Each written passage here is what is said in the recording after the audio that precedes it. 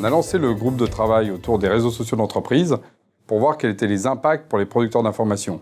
C'est vrai qu'on a vu déferler en fait les réseaux sociaux dans la sphère publique, on la voit arriver dans l'entreprise, et évidemment les producteurs d'information qui sont au cœur en fait de la transformation numérique, avec la question légitime de se demander qu'est-ce que ça avait comme impact pour eux, alors soit en termes de production, en termes de business model, en termes juridiques, en termes même sociétaux, c'est-à-dire quelle est leur place dans la chaîne de valeur.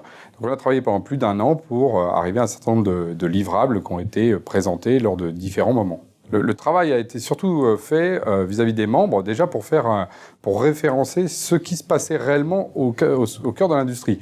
Pas seulement ce qu'on en pensait, mais ce qui s'est passé dans les entreprises. Et pour ça, on a fait une enquête dans laquelle on a demandé quels étaient les drivers autour du social, quels étaient l'équipement, quel était le rapport entre le professionnel et le personnel. Enfin, on a exploré toutes les questions qu'il pouvait y avoir autour de ça. Le résultat, en fait, a été déjà de montrer qu'il y avait très peu de distorsion entre la vision personnelle et la vision entreprise. Il y avait vraiment eu un rapprochement maintenant de l'entreprise qui comprenait les enjeux. Et qu'en revanche, les systèmes étaient encore en cours de déploiement.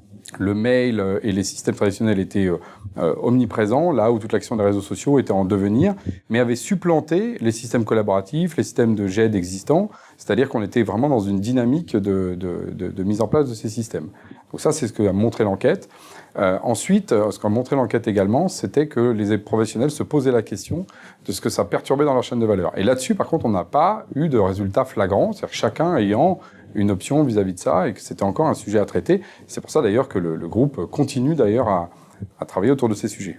Dans le groupe de travail, on s'est rendu compte que la problématique du réseau social au départ qu'on a mis d'entreprise, c'est-à-dire interne, avait aussi un effet très très important sur la dimension externe des publics, c'est-à-dire la socialisation des publics et des lecteurs. C'est ce qu'on appelle le crowdsourcing. Alors lors du forum du GF2I en 2013, on a eu l'occasion de faire une table ronde.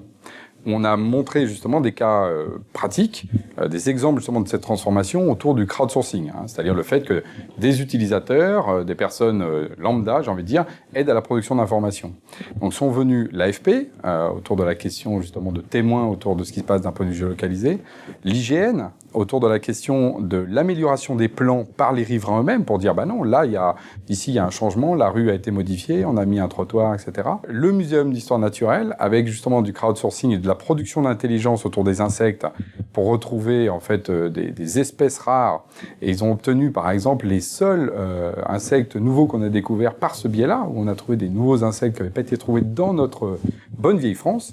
Et puis, le dernier exemple, c'était celui de la BNF, avec le fait de faire du crowdsourcing pour corriger les épreuves dans Gallica, Gallica qui est la bibliothèque numérisée, de manière à ce qu'on trouve des erreurs, des OCR automatiques, corrigées par les individus, afin que ce soit de manière automatique par cette foule, et non plus par les producteurs eux-mêmes.